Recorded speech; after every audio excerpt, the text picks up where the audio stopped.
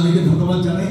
আজকে আমরা যে বিষয়ে এখানে একত্রিত হয়েছি, ছাত্র জনতার উপরে নির্বিচারে গুলি চালিয়ে হত্যাকারী সরকারকে গণহত্যার দায়ে বিচারের মুখোমুখি করা এবং তার সহযোগীদেরকে এবং তার দল তাদেরকে নিষিদ্ধ করা, শেখ হাসিনাকে দেশে ফিরিয়ে আনা। ফুয়াদ ভাই একটা কথা বলেছে, আপনারা খেয়াল করেছেন কিনা আমি জানি না, অনেক ক্রাউডের মাঝে। প্রথমত এই সরকার, অনেকে বলছে না বিপ্লবী সরকার, না গণঅভ্যুত্থান পরবর্তী সরকার, না অন্তর্বর্তীকালীন সরকার।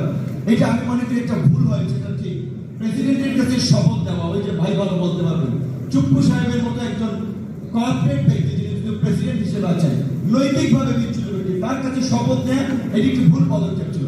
এই সরকার বাংলাদেশের অভূতপূর্ব, সারা দেশে জনগণের ম্যাগনেট নিয়ে তারা ক্ষমতা এসেছে। ছাত্ররা পরিষ্কারভাবেই বলেছিল যে ছাত্র জনতার রূপরেখা দেওয়া সরকার ছাড়া কোন সরকার তারা মানবে না।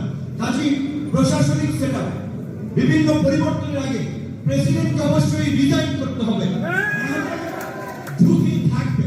তাহলে অন্তর্বর্তীকালীন সরকারকে বলবো, সমস্ত রাজনৈতিক দল মত নির্বিশেষে আপনাদের প্রতি যে সমর্থন দেখিয়েছে, আপনাদের কাছে যে সংস্কারের দাবি তুলেছে, সেই ক্ষেত্রে বর্তমান সংবিধান দিয়ে হবে না। এই সংবিধান বাতিল করে আপনাদেরকে নতুন সংবিধান রচনা করতে হবে। এই অন্তর্বর্তীকালীন সরকার, পরবর্তী যে সরকার আসবে, তারা আপনাদের সমস্ত কাজকে বৈধতা দেবে, তারা আপনাদের সেটা লিগালাইজ করবে। কিন্তু আপনাদেরকে অবশ্যই প্রেসিডেন্টকে অপসারণ করে ডক্টর ইউনূসকে প্রেসিডেন্টের দায়িত্ব নিতে হবে। পাশাপাশি আপনারা শুনেছেন, নেতৃবৃন্দ বলেছে, ফ্যাসিস্ট শেখ হাসিনা এবং তার দোসরদের ষড়যন্ত্র থেমে যায়নি। সচিবদের কূপ, সামরিক বাহিনী, অফিসারদের তৎপরতা, রাজনৈতিক তৎপরতা, দিল্লির তৎপরতা। একটা কথা অবশ্যই পরিষ্কারভাবে বলতে হবে, এই যে শাহবাগে সংখ্যালঘু সম্প্রদায়ের নামে কিছু লোকজনকে নামিয়ে দিয়েছিল, কারা নামিয়ে দিয়েছিল? দৈনিক কালবেলার সম্পাদক জনাব সন্তোষ শর্মা এবং এখানকার যে হিন্দু বৌদ্ধ খ্রিস্টান পরিষদ নামের যে সংগঠনের নেতা রানা দাশগুপ্ত, এরা কারা? স্পষ্ট ইংলিশেরা ভারতের হয়ে স্বীকৃতি পেয়েছে। এই রানা দাশগুপ্ত কিংবা সন্তোষ শর্মার মতো যারা স্বীকৃত হয়ে গেছেন, কাছে দিল্লির দালাল আছে, তাদের জন্য আমরা বিচারের মুখোমুখি করতে না পারি, আমরা শান্তিতে থাকতে পারবো না। এইখানে সম্পদ লুটানো কিছু হয় নাই, দু একটি ঘটনা ঘটেছে, সেটি হিন্দুদের কারণে নয়, হিন্দুর পরিচয় না, সংখ্যালঘুর পরিচয় না, আওয়ামী ফ্যাসিস্টের সহযোগী হিসেবে দু একটি ঘটনা হয়েছে। কিন্তু আমরা এই ঘটনাগুলো চাই না। সবাই কাজ করছে। তারেক রহমান সাহেব এই পরপরই 5 তারিখের পরপরই আমার কাছে যতদূর জানা আছে, সমস্ত রাজনৈতিক দলকে বলেছে, আপনারা সংখ্যালঘু সহ সবার নিরাপত্তা নিশ্চিতের জন্য আপনাদের নেতা কর্মীদেরকে কমিটি করে পাহারা দিতে পারেন। তাহলে তার মধ্যেও এই যে নাটকগুলো সাজাচ্ছে দিল্লির চলে না, দেশ অস্থিতিশীল করার জন্য, এবং দিল্লির মিডিয়াগুলো কিভাবে মিথ্যা ফ্যাব্রিকেটেড নিউজ প্রকাশ করছে, এই আপনার গদির মিডিয়াগুলো, কাজী ষড়যন্ত্র থেমে নেয়। সেই ক্ষেত্রে আমাদের অবশ্যই সতর্ক থাকতে হবে, সজাগ থাকতে হবে। এই যে কিছুদিন আগে ইসলামী ব্যাংকের বন্ড লুটপাট করার জন্য আপনারা জানেন, একজন ব্যক্তির পরিচয় এসেছে, রাজনৈতিক পরিচয়।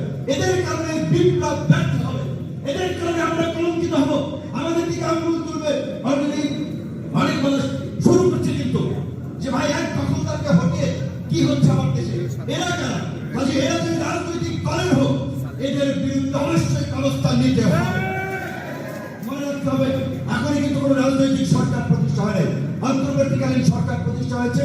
তারা আমাদের ম্যান্ডেট নিয়ে কাজ করবে, আমাদের সহযোগিতা চেয়েছে, আমাদের সহযোগিতা আমরা করবো। কিন্তু আমরা অন্তর্বর্তীকালীন সরকারের কাছে পরিষ্কারভাবে বলতে চাই, বাংলাদেশে আমরা দেখেছি বিভিন্ন সময় আন্তর্জাতিক ষড়যন্ত্র থেকে বিরাজনীতিকরণের প্রক্রিয়া হয়েছে।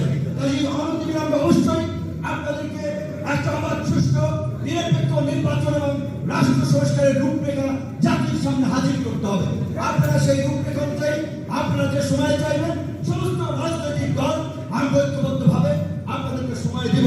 কিন্তু একটা নির্বাচিত সরকার বেশি দিন থাকে, বিদেশি বিনিয়োগ বলেন, বর্তমান বিপ্লবোত্তর পরিস্থিতি বলেন, সেইটা নিয়ন্ত্রণে আনা তাদের জন্য ডিফিকাল্ট হবে। এখনো কিন্তু আপনার শতভাগ পুলিশ কর্মস্থলে যোগ দেয় নাই, পুলিশকে ডিমোটিভেট করা হচ্ছে। হাজার বিএনপির মতো একটা রাজনৈতিক দল যাদের ইউনিয়ন পর্যায়ে পর্যন্ত একটা বড় কাঠামো রয়েছে, পুলিশ প্রশাসনের সাথে আলোচনা করে তাদেরকে অভয় দিয়ে পুলিশ করতে হবে। প্রয়োজনে সামরিক বাহিনীর ঝুঁকিপূর্ণ এলাকাগুলোতে তারা সহযোগিতা দেবে, কিন্তু আইন শৃঙ্খলা পরিস্থিতি যদি স্বাভাবিক না হয়, আইন শৃঙ্খলা পরিস্থিতি যদি সরকারের নিয়ন্ত্রণে না আসে, তাহলে কিন্তু নৈরাজ্য চলবে। দ্বিতীয়ত, আমরা পরিষ্কারভাবে প্রধান উপদেষ্টা সহ সমস্ত উপদেষ্টাদের সাথে আমরা পরিষ্কারভাবে দাবি জানিয়েছি এই যে 15 আগস্টের ছুটি বাতিলের বিষয়। অবশ্যই শেখ সাহেবের মুক্তিযুদ্ধে অবদান আছে, তার জন্য আমরা তাকে রেসপেক্ট করি, কিন্তু তার মতো এই যে এখানে যারা মুক্তিযুদ্ধ আছে তাদের তো কন্ট্রিবিউশন কম না। এতগুলো মানুষ মারা গিয়েছে, বেড়েছে। আওয়ামী লীগ 15 বছরে মুক্তিযুদ্ধের চেতনার কথা বলে, মুক্তিযোদ্ধাদের শহীদদের একটা সঠিক তালিকা তৈরি করতে তাদের উলফাত ভাই, সাদিক ভাই সহ মুক্তিযোদ্ধা দলের প্রতি আমাদের আহ্বান থাকবে, মুক্তিযুদ্ধ উপদেষ্টার সাথে আলোচনা করে আপনারা জীবিত আছেন, আপনাদের সহযোগীরা বিভিন্ন এলাকায় এখনো জীবিত আছে, প্রকৃত অর্থে মুক্তিযুদ্ধে কত শহীদ হয়েছিল তার একটা তালিকা আপনারা করে দিয়ে জাতির সামনে উপস্থাপন করবেন। আপনারা ভুয়া মুক্তিযোদ্ধা, আওয়ামী লুটেরা যারা প্লট দেওয়ার জন্য, সুবিধা নেওয়ার জন্য মুক্তিযোদ্ধার তালিকায় নাম লিখেছিল, তাদেরকে মুক্তিযোদ্ধা তালিকা থেকে বাদ দেওয়া এবং প্রকৃত আসল মুক্তিযোদ্ধা এখন যারা জীবিত আছে অনেকদিন আমরা একটা টিম করে আমরা তরুণ আপনার সাথে কাজ করবো, ভলান্টিয়ার হিসেবে আপনাদেরকে সহযোগিতা করবো, তাদেরকে সহযোগিতা করা। শেখ মুজিবের আপনার মৃত্যুবার্ষিকীতে 450 কোটি টাকা বাজেট হয়, বীরশ্রেষ্ঠ রুহুল আমিনের ছেলে 21 টিভিতে রিপোর্ট প্রকাশিত হয়েছিল 4-5 বছর আগে, পানি যায় আর একবারে কামলা দেয়। এই মুক্তিযুদ্ধের চেতনা আছে, মুক্তিযুদ্ধের যে ন্যারেটিভ আওয়ামী লীগ একটা শেখ মুজিব কেন্দ্রে তৈরি করেছে, মুক্তিযুদ্ধের প্রকৃত ইতিহাস এবং ন্যারেটিভ জাতির সামনে তুলে ধরার জন্য আপনাদের মতো যারা জীবিত মুক্তিযোদ্ধা আছেন, আমি মনে করি এখন উপযুক্ত সময় ছাত্র তরুণদের মাঝে আপনাদের প্রকৃত ইতিহাস ছড়িয়ে দেওয়া, জানিয়ে দেওয়া, সব কিছু পরিবর্তন করে গেছে।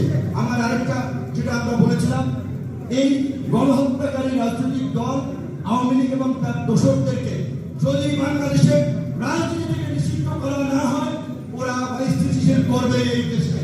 তাই পরিষ্কারভাবে জার্মানিতে, ইটালিতে যেভাবে 25টা নিষিদ্ধ হয়েছিল, অন্তর্বর্তীকালীন সরকারকে আমরা অনুরোধ জানাবো অনতিবিলম্বে ছাত্রলীগ যুবলীগকে সন্ত্রাসী সংগঠন হিসেবে স্বরাষ্ট্র মন্ত্রণালয় থেকে প্রজ্ঞাপন দিয়ে আওয়ামী লীগের রাজনীতি আপনারা নিষিদ্ধ করবেন। আমাদের বিরোধী বন্ধুরা সেই সমাজ অনেকেই বলছেন মাল্টি পার্টি ডেমোক্রেসি থাকবে বাংলাদেশে। অবশ্যই আওয়ামী লীগ জাতীয়গত নির্বাচনেও 63টি রাজনৈতিক দল নির্বাচন বর্জন করেছে। আমি বিএনপি করি না, আমরা গণতন্ত্রের স্বার্থে আমরা একসাথে আন্দোলন করেছিলাম, রাষ্ট্র গঠনে এখন একসাথে কাজ করছি। তাই সমস্ত রাজনৈতিক দল, অনেক রাজনৈতিক দল আছে, মৌলিক জায়গায় হয়তো তারা একটা জোট করেছে, তারা যুবক আন্দোলন করছে, অনেক রাজনৈতিক দল আছে। এই 25টা আওয়ামী লীগের এই দেশে নিষিদ্ধ করা হলে বিন্দুমাত্র ক্ষতি হবে না, কিন্তু এই দায়িত্ব রাষ্ট্র সংস্কার যেমন অন্তর্বর্তীকালীন সরকার করবে, বিপ্লব উত্তর গণঅভ্যুত্থান পরবর্তী অন্তর্বর্তীকালীন সরকারকে অনতিবিলম্বে এই আওয়ামী লীগকে নিষিদ্ধ করে পরিপত্র জারি করলে দেখবেন আওয়ামী লীগ তৎপরতা বন্ধ হয়ে যাবে, ষড়যন্ত্র বন্ধ হয়ে যাবে। এবং দিল্লিকে আমরা পরিষ্কার বার্তা দিতে চাই, তোমরা গত 15 বছরে গুম, খুন, নারকীয় তাণ্ডব চালাতে আওয়ামী ফ্যাসিস্টের তোমরাও সহযোগী ছিল। তোমাদের বিরুদ্ধে দাঁড়িয়ে আমরা নির্বাচন পরবর্তী ভারতীয় বঙ্গবাহিকা ভারত আধিপত্য এবং আগ্রাসনের বিরুদ্ধে লড়াই করেছি। কাজে তোমরা যদি এই নিষ্ঠাবান নতুন করে স্থিতিশীল করার চেষ্টা করো, আওয়ামী লীগের পুনর্বাসন করার চেষ্টা করো, তোমাদের সাথে সম্পর্ক ভালো হবে না। আমরা পরিষ্কার কথা, প্রতিবেশীর সাথে ভালো সম্পর্ক আমরাও চাই, কিন্তু সেই সম্পর্ক হবে দুদেশের নাগরিকের স্বার্থ সংশ্লিষ্ট ন্যায্যতার ভিত্তিতে, গোলামের ভিত্তিতে নয়। ডক্টর ইউনূস সাহেব যেমন বলছেন পরিষ্কারভাবে, তোমাদের 7 সিস্টার্স কনসার্ন আমাদের পার্বত্য চট্টগ্রামকে তোমরা স্বাধীনতার পরবর্তী থেকে ঐতিহ্যশীল করে যাচ্ছ। এইখানকার কিছু এজেন্ট বানিয়ে দেশের মধ্যে মন্দিরে হামলা, পূজার মণ্ডপে হামলা করে এখানে একটা সাপ্তাহিক দাঙ্গা পরিবেশে দেখিয়ে ঐতিহ্য করার চেষ্টা করেছ। এইগুলা যদি পরিহার না করো, বাংলাদেশের জনগণ তোমাদেরকে ক্ষমা করবে না।